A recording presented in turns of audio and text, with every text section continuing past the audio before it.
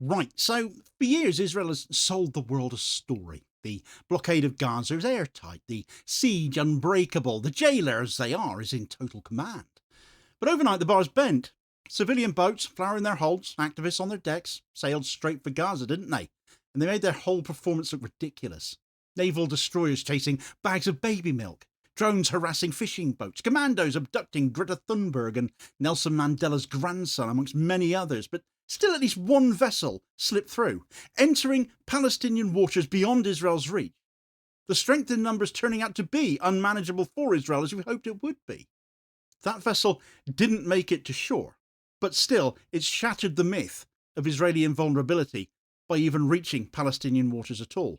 They didn't have to reach the beach. The optics of just making it past that Israeli line are catastrophic. You can't call yourself invincible when a single civilian vessel has beaten you, and worse, the whole world bore witness to it.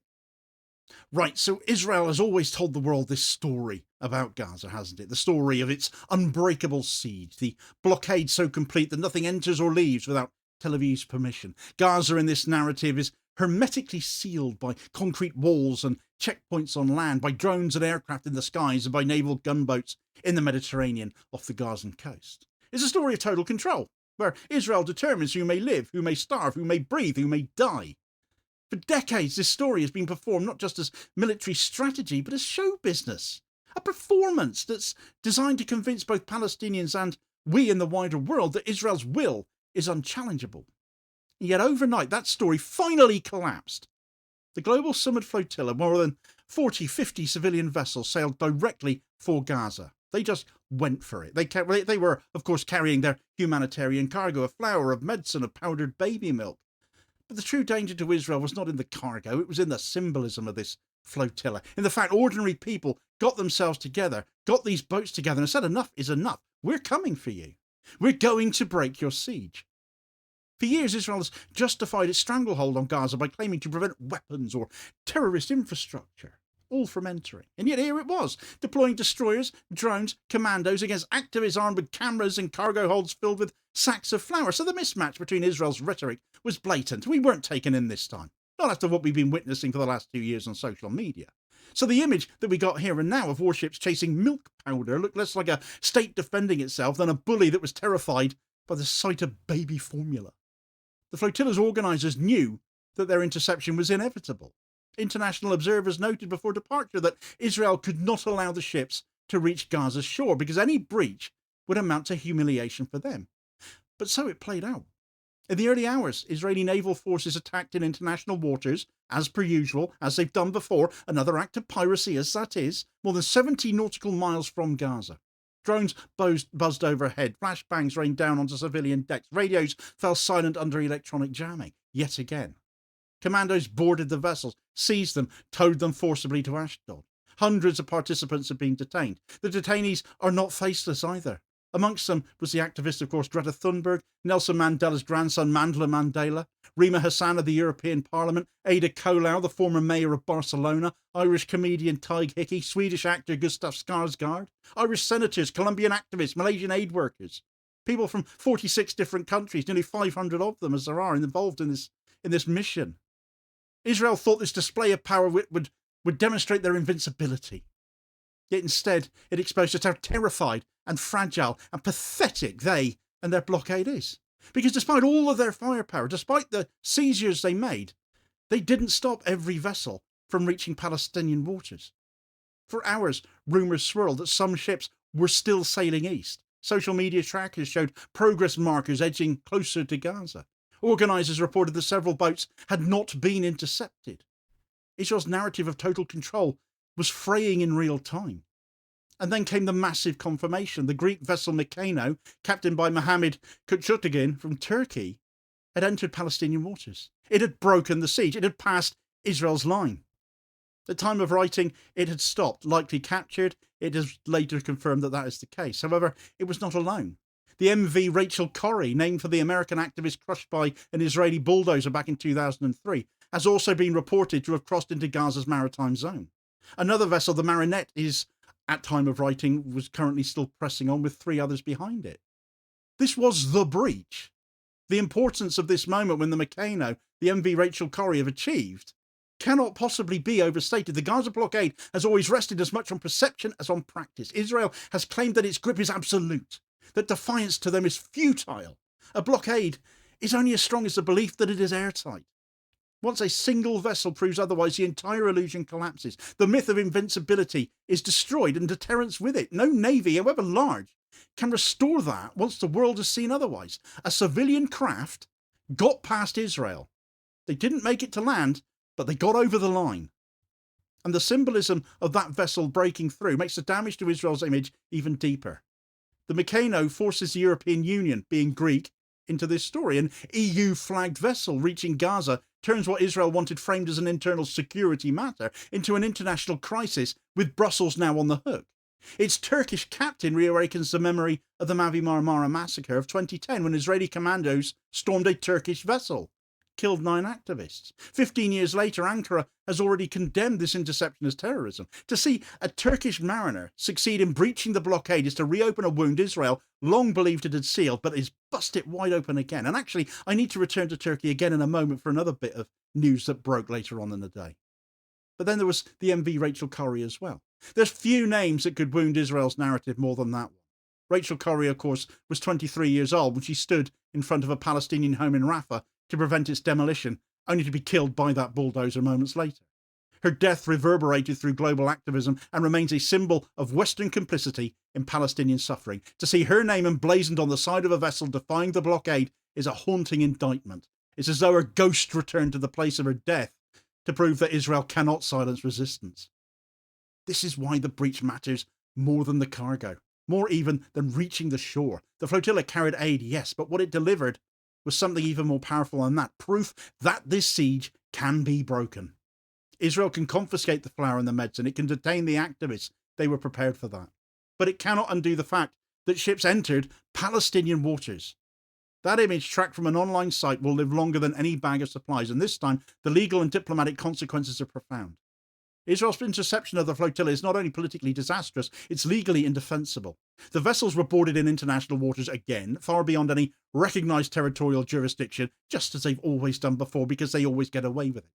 Under the United Nations Convention on the Law of the Sea, boarding another state's vessels in such waters is prohibited except in narrow circumstances, such as combating piracy or halting slavery, or with the explicit permission of the flagged state, and Israel had none of these. These were not pirate ships, they were not carrying slaves, they were carrying baby milk. And no state consented to their seizure by this rogue apartheid state. Israel justifies its actions by claiming the right to enforce a blockade under conditions of armed conflict, yet this defence collapses under the most cursory scrutiny. For a blockade to be lawful under international humanitarian law, it must not starve civilians, it must not deny them essential goods. The Gaza blockade does precisely that. Aid agencies from the World Food Programme to UNRWA have documented famine conditions. Former Israeli officials themselves admitted the blockade's purpose was to put Palestinians on a diet. This is not lawful defence, it's collective punishment, and that is expressly forbidden under the Geneva Conventions. International law also prohibits the starvation of civilians as a method of warfare, as according to Article 54 of Additional Protocol 1 to the Geneva Conventions. That makes it very, very clear. Starving civilians is a war crime. It's that simple. Yet the very items Israel prevented from reaching Gaza, flour, baby milk, medical supplies, reveal the starvation strategy very much in practice. And the interception of vessels registered in Greece and Ireland and Spain and other states represent a direct affront to those nations' sovereignty as well. Abducting their citizens on the high seas is not a security measure, it is kidnapping. Every single one of those states should be condemning that. Well, you can guess what Keir Starmer hasn't been doing today, can't you? It violates not only humanitarian law, but the principle of sovereign equality between states. Every single government whose citizens are now held by Israel have grounds for legal and diplomatic retaliation. And this is why the language of piracy and terrorism has become unavoidable. Hamas labelled it marine terrorism. Colombia have called it piracy. Legal scholars have echoed those charges. To seize unarmed aid ships, abduct their passengers and drag them into Israeli ports is an act of piracy under the plain meaning of international law. The precedent is severe.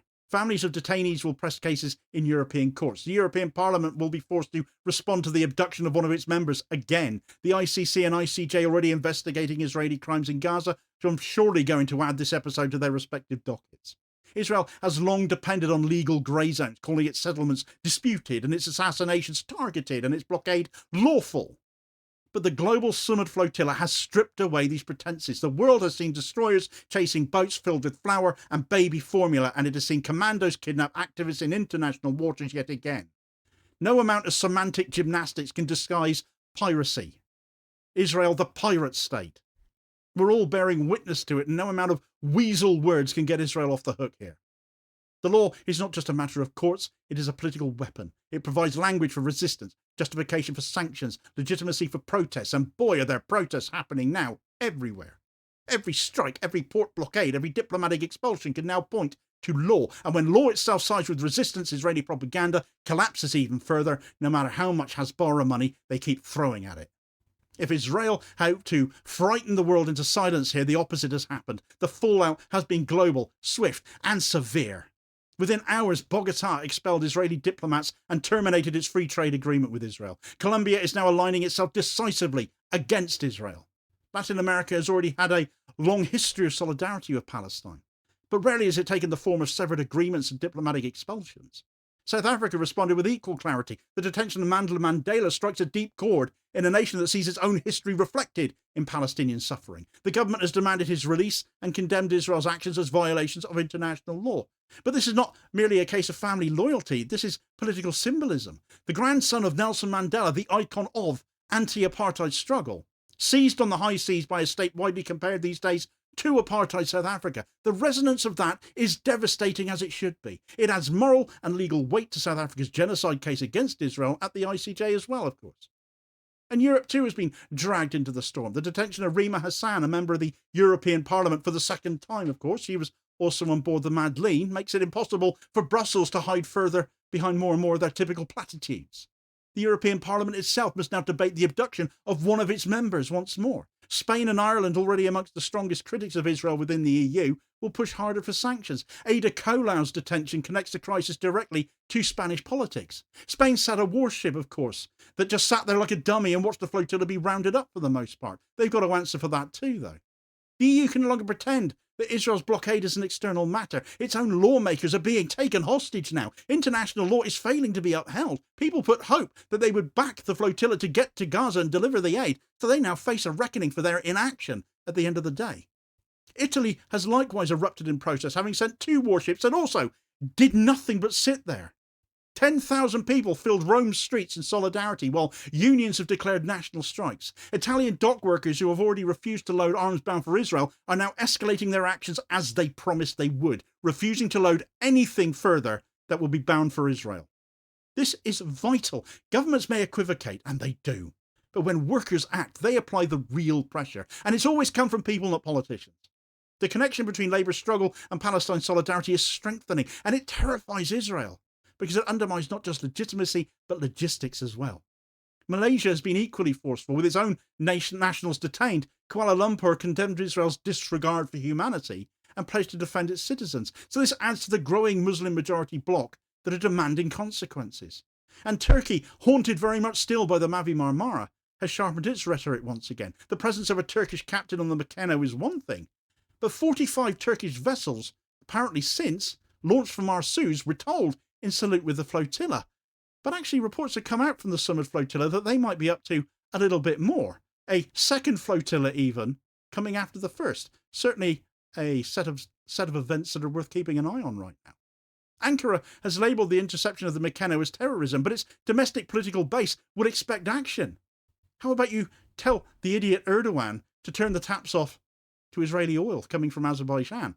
That might actually make a difference. The memory of the Mavi Marmara and what happened in 2010 will not be something many Turks will have forgotten. Even in the United States and Britain, where the governments are reflexively shielding Israel come what may, the optics are damaging. I've mentioned Greta Thunberg in detention and Mandela's grandson in handcuffs, but former RAF veteran Malcolm Ducker is amongst the British contingent that was aboard the flotilla. Not that any RAF presence was scrambled again from Cyprus. And RAF Akrotiri once more reminding us here in the UK that our rights and our protections are secondary to Israel's concerns, to this miserable excuse for a Labour Party and a Starmer-led government. Israel wanted the world to see strength. The world saw panic. The fallout is that Israel is no longer the jailer who holds the keys to Gaza, but the state that can be defied for keeping Palestine in chains. Once defiance is visible, it spreads from Arsuz to Bogota, from Rome to Pretoria, from Athens to Kuala Lumpur, wherever. Deterrence is never only material, it is psychological as well. It depends on belief.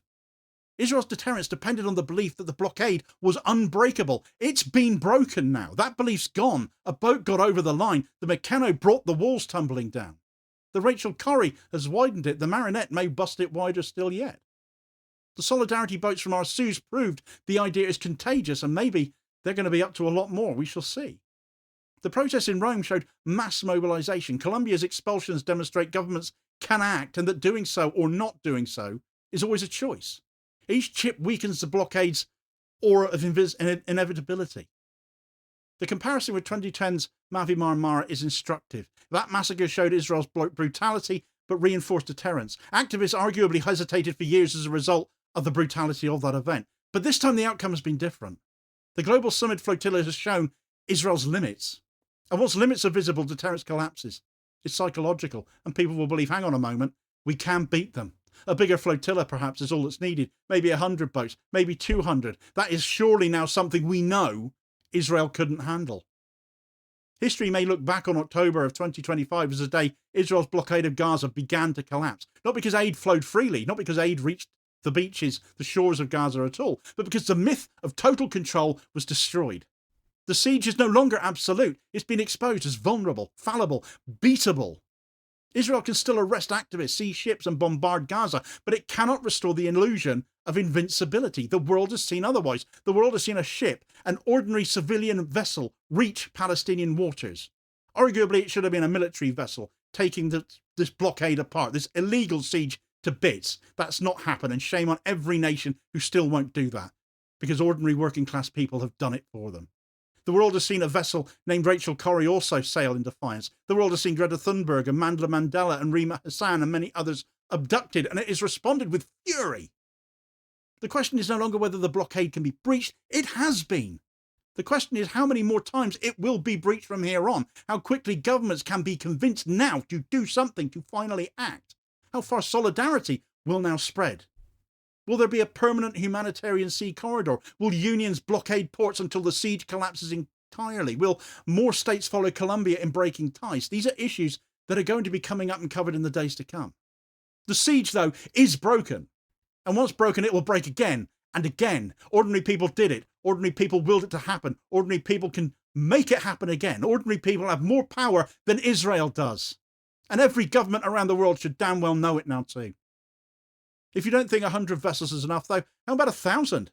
I spoke the other day about such a venture, so check out the details of that story in this video recommendation here as your suggested next watch. I think we finally put the matter to bed, though, that Israel could never stop such a number of vessels.